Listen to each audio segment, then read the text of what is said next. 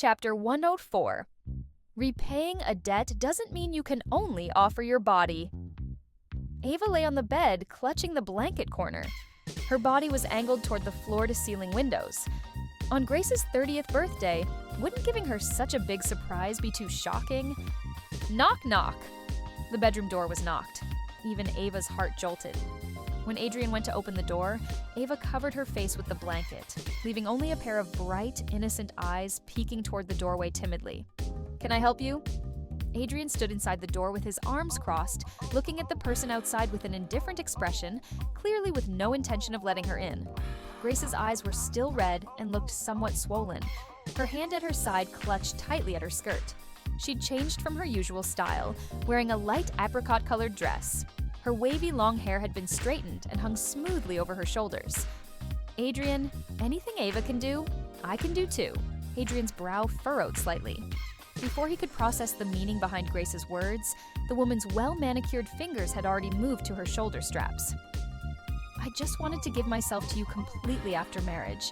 It's not that I'm unwilling. If you want, I can do anything."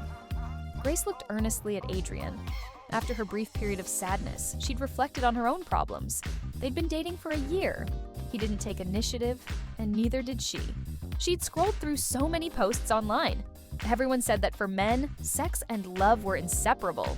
They had no intimate contact, so of course it was hard for Adrian to develop feelings for her. Though she wasn't as uninhibited as her sister, she thought she was no less attractive. She'd inherited her biological mother's looks, the type who'd been praised as beautiful since childhood. She knew this comparative mindset was wrong, but she'd loved Adrian for too many years, loved him to the point where it had seeped into her bones. They were supposed to get married in November. She didn't want to give up, so she'd straightened her hair and changed her dress to find Adrian. She admitted she'd dressed this way deliberately, but she'd already walked into a dead end. There was nowhere else to go.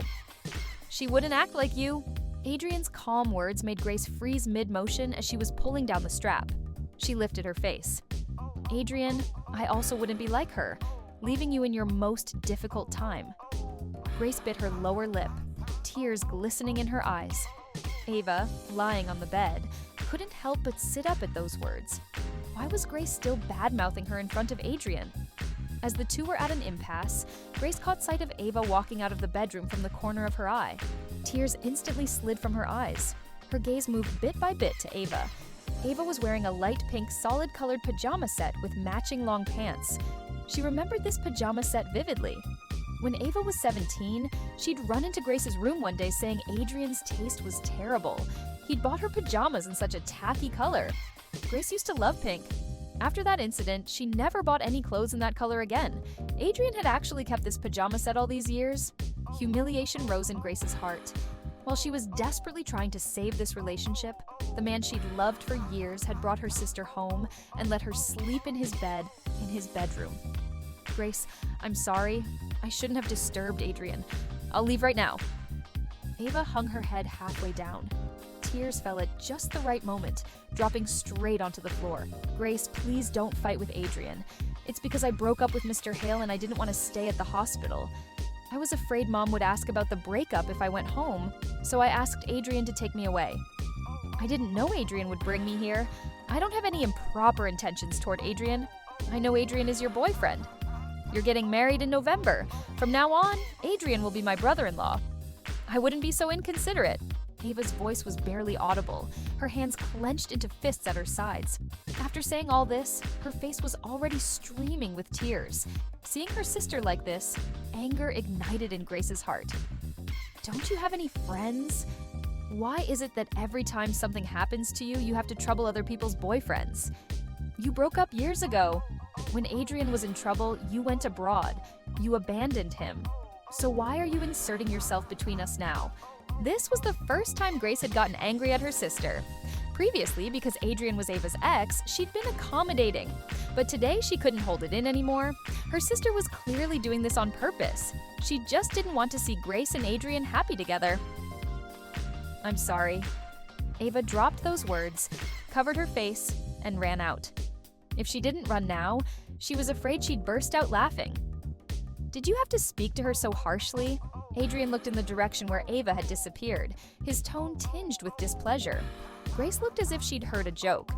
I'm harsh? Her eyes were red as she pointed at herself. If I were really harsh, I wouldn't have tolerated you going to see her again and again. Adrian, I used to think you were pitiful when she abandoned you while you were in a wheelchair. Now that I think about it, you really deserved it. Adrian leaned against the doorway and gave a detached, His bland response was undoubtedly another heavy blow to Grace's heart. The pain made it hard for her to breathe. Why? Grace's voice was hoarse. She didn't understand why Adrian loved Ava so much when they had only met because she had saved him. I was the one who saved you. I was the one who stayed by your side after she left. When you were drinking yourself into oblivion every day, I was the one who went to bars to bring you home. I was the one who encouraged you to pull yourself together. I was the one who stayed with you through rehabilitation. Why? Grace murmured to herself. Repaying a debt doesn't mean you can only offer your body. Adrian paused. Though I was drunk, I vaguely remember you weren't the only one who came to get me. Whether you coordinated with Justin to find out my whereabouts, I don't know, and I'm not curious. However, your comforting words were long-winded and annoying. I didn't remember a single one. I'm not a good person, but you don't need to take the moral high ground either. As for whether she abandoned me or was heartless to me, that's between her and me.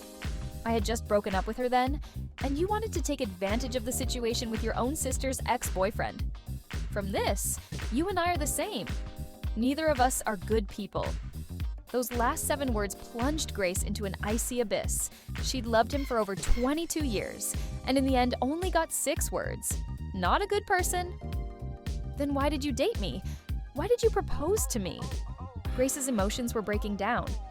If he didn't like her, why give her hope? Adrian didn't answer this question. Instead, he changed the subject.